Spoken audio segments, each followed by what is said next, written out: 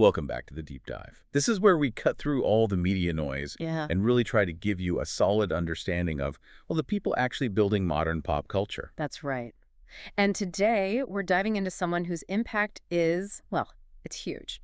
Robert Kirkman. Exactly. A writer, a publisher, a producer. He didn't just join the party in comics and horror.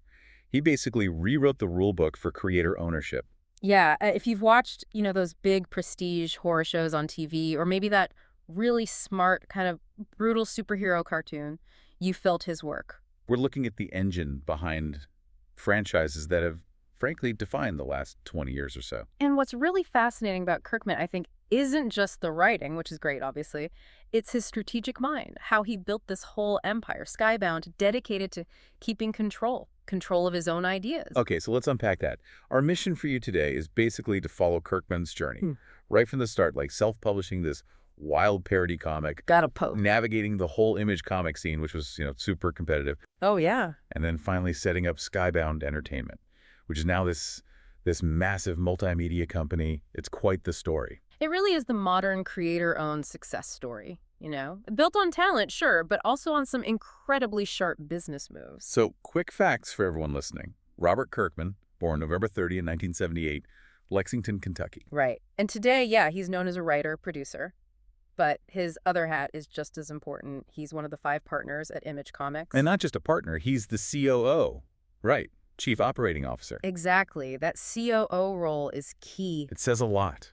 He's not just some writer they brought in. He's literally one of the leaders steering the ship at Image. And it's worth remembering he's the only one of those 5 partners who wasn't an original Image co-founder. Which means his success, his leverage was so undeniable, they basically had to give him a seat at that table alongside the guys who, built the company. Absolutely speaks volumes. And the work we're talking about, the list is huge. The Walking Dead changed zombies forever. Invincible totally flipped the superhero script. Then his Marvel stuff, Marvel Zombies, Irredeemable Ant-Man. Plus Outcast, Firepower. And now, this massive new thing, the Energon universe, it definitely warrants a deep dive. Okay, let's start at the beginning. Ground Zero, Kentucky.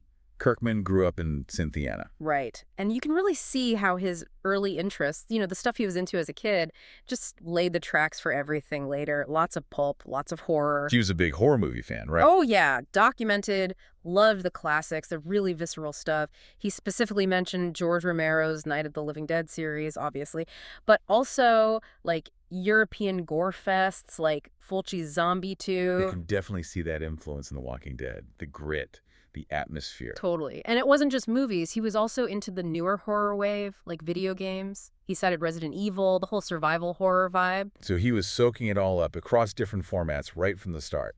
Exactly. And interestingly, he channeled that passion into his first actual comic, which was, well, it wasn't serious horror at all. It was Battle Pope, back in 2000, a superhero parody. Super satirical. Tell us about Battle Pope. That sounds like the definition of indie hustle. Oh, it was pure DIY. He did it with artist Tony Moore, who, later co-created Walking Dead with him. Right. And they self-published it under this amazing, zero-budget label called Funkotron. Funkotron. Love it. The premise alone, this badass fighting Pope who's also a superhero, it just screams indie attitude from that era. And it wasn't just a one-off thing. No, not at all. It ran for 14 issues between 2000 and 2002, and it actually got enough buzz, enough heat to get adapted later on. An adaptation pretty early on, too. Yeah, relatively. Way before the TV mega success. In 2008, Battle Pope got turned into 8 animated webisodes.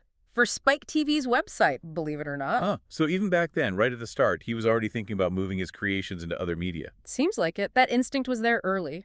Okay, so how does a guy making a satirical Pope comic under Funkotron end up at Image Comics? The house that McFarlane and Liefeld and those guys built? Classic story, really. Persistence pays off. He pitched this other idea he had called Science Dog. Right. Science Dog itself didn't get picked up right away, but the pitch impressed them enough that Image hired Kirkman and another artist, Cory Walker, to do a Super Patriot miniseries.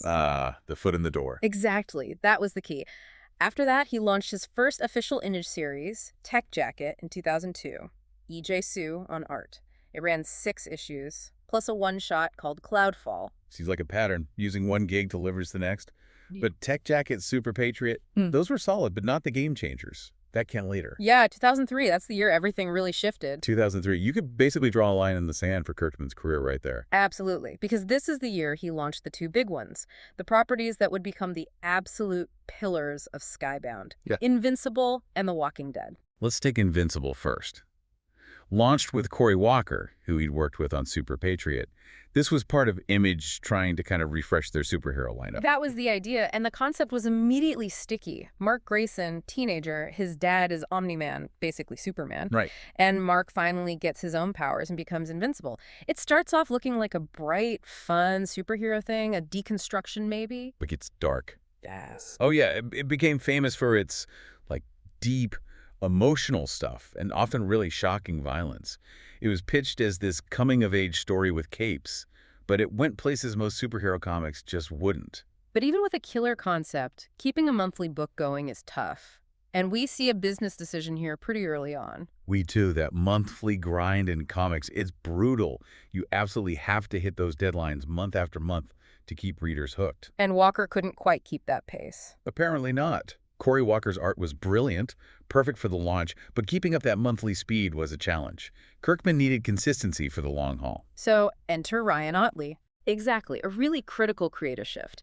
Ryan Ottley came on board as the main artist, and that partnership lasted for almost the entire rest of the series, like 144 issues worth.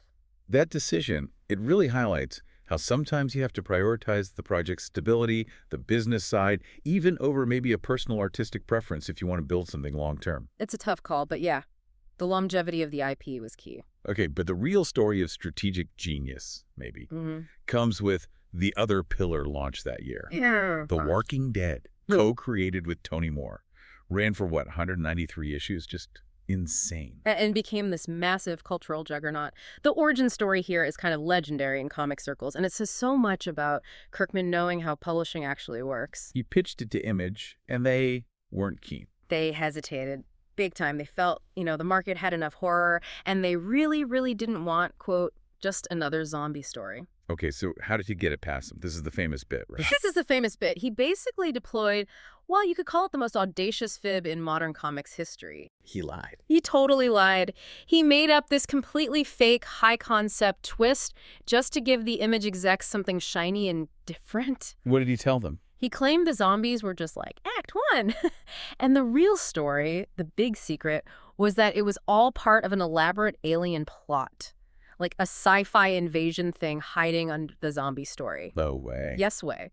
He pitched this whole complex alien backstory, got the green light based on that. And then he immediately went back to his original plan, ignored the aliens completely, just wrote the grounded, character-driven survival horror story he wanted to tell all along.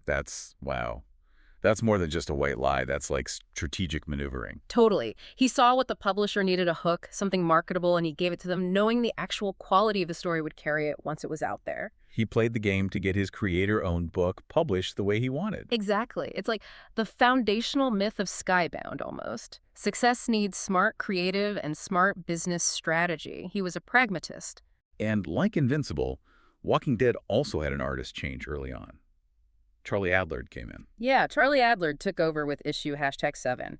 And his style, those heavy blacks, that gritty realism, it completely defined the look and feel of The Walking Dead for the next, 180 plus issues, right up to the surprise ending in 2019. Tony Moore still did covers for a while, though. He did. Moore drew the covers up to issue 24, and he did the covers for the first 4 collected editions, the trade paperbacks.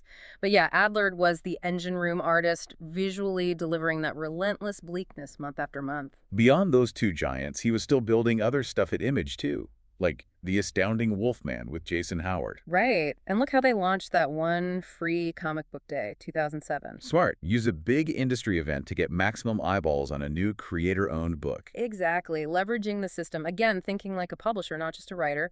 He was also editing Britt around then, another character he'd created earlier. So you see him moving into that editorial management space already. So while he's building this creator-owned powerhouse at Image, he's also, kind of surprisingly maybe, spending a lot of time writing for the big leagues for Marvel Comics. Yeah, that's a really important phase, roughly mid-2000s. Started around 2003, actually, same year as Invincible and Walking Dead.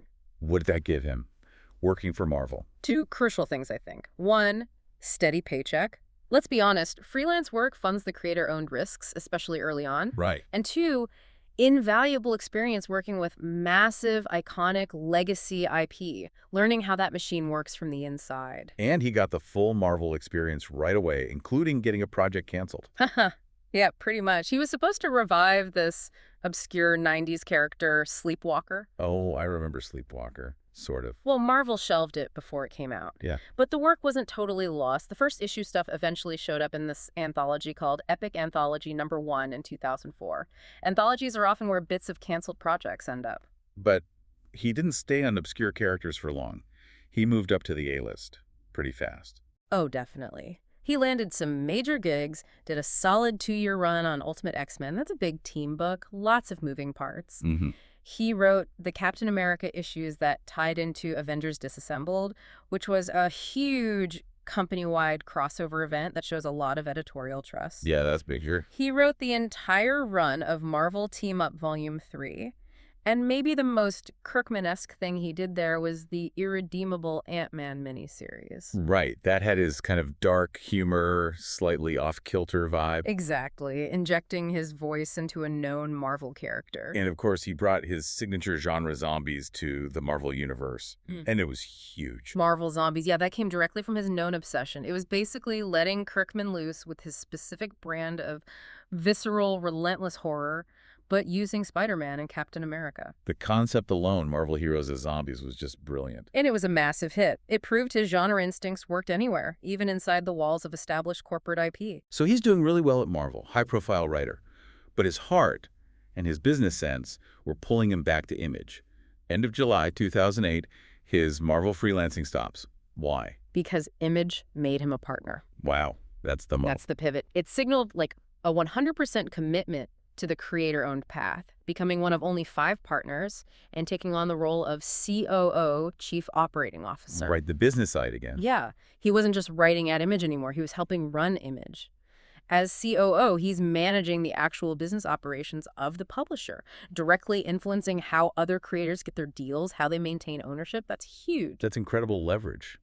Did he wrap up anything else at Marvel after that? One last thing. His final published Marvel work was a 5-issue miniseries in 2009 called The Destroyer Volume 4. He did it with Cory Walker, his Invincible co-creator, for Marvel's mature readers' Max imprint. So he finished that up. And around this time, he wasn't just working with Marvel characters, he was collaborating with Image royalty too. Todd McFarlane on Han. Yeah, teaming up with an Image co-founder on a new book.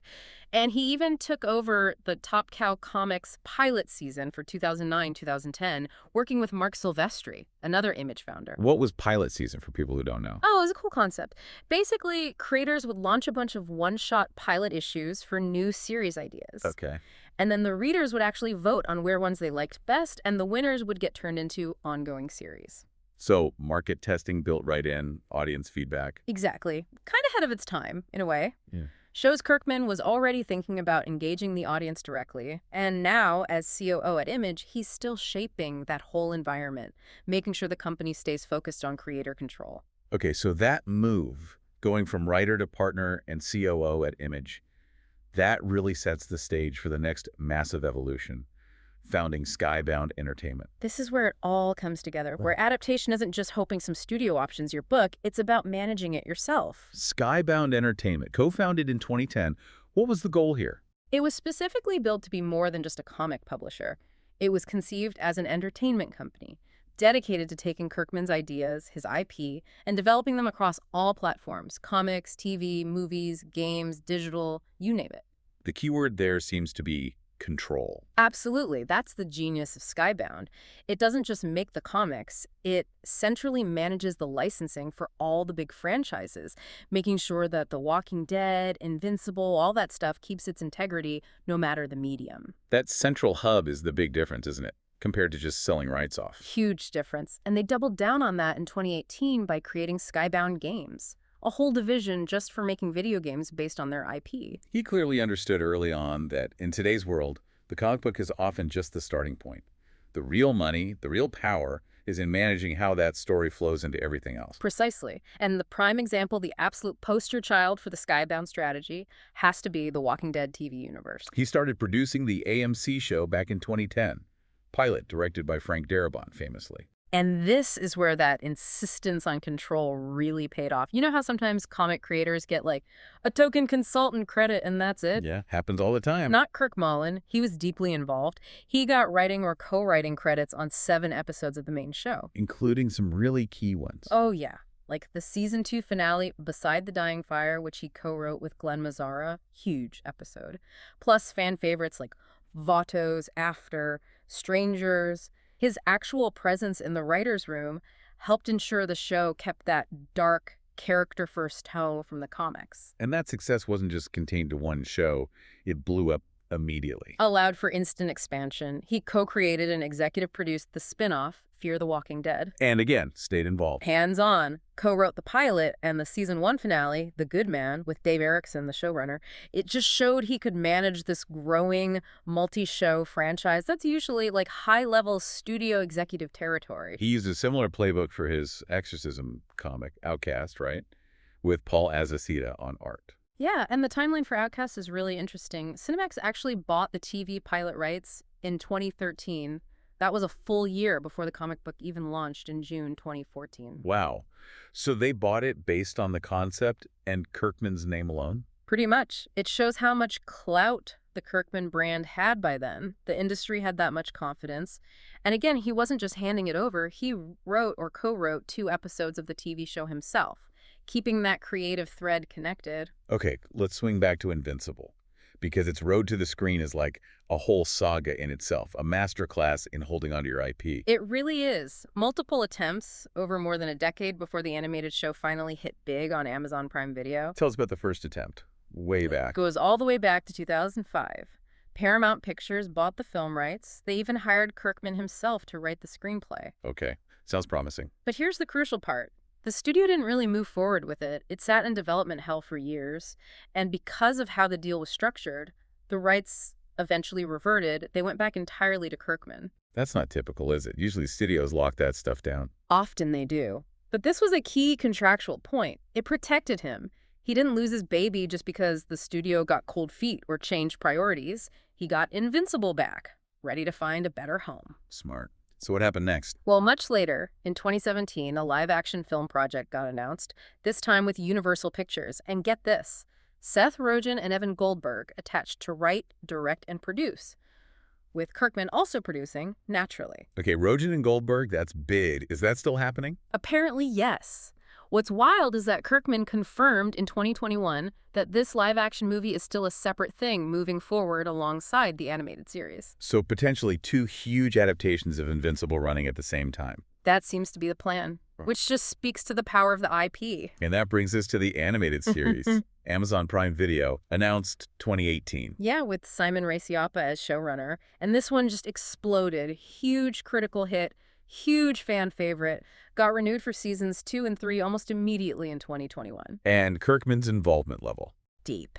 He's creator, executive producer. He personally wrote or co-wrote the series premiere episode. He wrote or co-wrote both season 1 and season 2 finales. He did the Adam Eve special episode, and he's credited on 2 episodes for season 3 already. He is right there making sure the core vision stays true. Skybound isn't just adapting Kirkman's comics, though. They've moved into producing original films, too. Right, that shows the diversification. Their first feature film as producers was Air, back in 2015, sci-fi thriller. Starred Norman Reedus from Walking Dead, actually, and Djimon Hounsou. And more recently. Kirkman himself pitched the original story concept for that horror comedy Renfield in 2023. You know, the one about Dracula's assistant with Nicholas Hoult and Nick Cage. So by generating original ideas for Hollywood and putting the Skybound name on them, he's really establishing the company as a creative engine in its own right, not just an IP manager. So Skybound's established, the adaptation machine is humming. What's next? Kirkman and company seem to be constantly looking for new frontiers, global markets, revitalizing old IP. Yeah, the global push is really interesting. Take a project called 5 Year. What was that about? It was this ambitious, pre-apocalyptic drama designed specifically for the Korean market and broader Asian audiences, too. A co-production. Exactly. A joint venture between Skybound and Viki.com, you know, that big streaming service that specializes in Asian dramas and stuff. Right. So 5 Year was about a family dealing with a meteor that's going to hit Earth in 5 years. Planned to be filmed in Korea, streamed globally on Viki, they got an initial order for 16 episodes with a 5-season plan. That shows a really aggressive move into international co-production and distribution, way beyond just the U.S. comic shop. They're definitely expanding the footprint. But the biggest recent news, the thing that got everyone talking, brings us right back to comics. And it signals this huge power shift, the Energon universe. Okay, break that down. What is the Energon universe? Well, it started kind of sneakily in 2023. Kirkman launched a new series with artist Lorenzo De Felici called Void Rivals. Looked like a cool original sci-fi thing. But there was a twist. Huge twist. Inside the first issue, bam, Jetfire shows up, a transformer. It was revealed that Void Rivals was actually the secret launchpad for a whole new shared comic universe. Called the Energon universe. And it involves... In June 2023, the full picture emerged. Skybound Kirkman's company had secured the comic book publishing rights to 2 of Hasbro's absolute biggest, most iconic properties, Transformers and G.I. Joe. Wow. So the company, founded on a zombie comic Kirkman had to literally lie to get published, is now the official home for Transformers and G.I. Joe comics, linking them together in one universe. That's a statement. Massive. But before we get too carried away celebrating that, we do need to touch on the less glamorous side, the legal realities of creation. There was that lawsuit with Tony Moore back in 2012. Yeah, I gotta address that. It's a crucial part of the story, even if it's uncomfortable. Yeah. When something like The Walking Dead generates that much money, those early agreements, they get put under a microscope. So Moore sued Kirkman. He did. It was very public. Moore alleged that Kirkman had essentially tricked him into signing away his rights to the Walking Dead comic and, by extension, the TV show Millions back in 2005. What was the specific claim about how he was tricked? Moore claimed that Kirkman got him to surrender his co-creator rights in exchange for certain payments which Moore alleged never fully materialized or weren't what was promised. Basically, the accusation was that Kirkman took advantage when the project was young, before anyone knew it would be this big. That's a serious allegation. How did Kirkman respond? Kirkman's side was that the contracts were totally legitimate, that Moore was misrepresenting things. He countersued, and his public statements basically said, look, we both had lawyers 7 years ago. Moore initiated and approved this contract, and now he's trying to break it. Kirkman also argued Moore was paid fairly and continues to be paid for his contributions. It got pretty messy, played out in the press. It did. Showed the harsh side of creator-owned success. When the stakes get that high, friendships and partnerships can get strained by the financial pressures and legal complexities. But it resolved fairly quickly in the end. Yeah, surprisingly fast, actually. Within a few months, by September 2012, they put out a joint statement. Said they'd reached a settlement to everyone's mutual satisfaction. The terms weren't public. Nope, confidential. As these things usually are. But the whole episode really underscores that navigating rights, ownership, contracts, it's just a fundamental, unavoidable part of being a major creator in the multimedia age. Okay, shifting gears to something less fraught. A personal note, Kirkman didn't always live in L.A., right? No, he and his wife and son were based in Kentucky for years, until 2011. And 2011 is right when the Walking Dead TV show is exploding. Skybound is really getting established. Exactly. That year, they made the move. Relocated the whole family to Los Angeles. Which feels like more than just a change of address. It's like cementing that shift in identity. Yeah, moving from comic book writer in Kentucky to major player in the entertainment industry, right there in the heart of it all in LA. A strategic move, you could say, mirroring his professional ascent. And Kirkman's impact, it's not just measured in deals and dollars, it's reflected in the awards and recognition he and his projects have racked up. He's gotten some significant individual honors, like the Inkpot Award in 2012. Right, the Inkpot's a big deal in the comics and genre world, recognizes major contributions. But maybe more telling was that Special Innovator Award he got at the Saturn Awards, also in 2012. Yeah, because that one wasn't just for writing comics. The Saturn Awards specifically cited his work adapting his comics to the screen and serving as executive producer on The Walking Dead. It explicitly recognized that bridge he built between comics and TV film production. Validating that whole strategy. Exactly, and his reputation is global too. In 2020, he got the Fauve d'Honneur, basically a Lifetime Achievement Award at the Angoulême International Comics Festival in France. That's arguably the most prestigious comics festival in the world. But the biggest cultural splash, you have to say, came from the Walking Dead TV show's success. Oh, for sure. I mean, critically, it was huge early on. The American Film Institute, AFI, named it Television Program of the Year. Not just once, but twice, 2010 and 2012. And technically, the show delivered on his vision, too, right? The look and feel. Totally. It won 2 Emmys, back-to-back in 2011 and 2012, for outstanding prosthetic makeup. That's for making those zombies look so horrifically real. That award shows the quality of execution. Plus major nominations. Yeah, nominated for Best Television Series Drama by both the Writers Guild of America and the Golden Globes in 2011. That means his indie horror comic adaptation was competing head-to-head with the biggest, most acclaimed dramas on TV. Just incredible reach.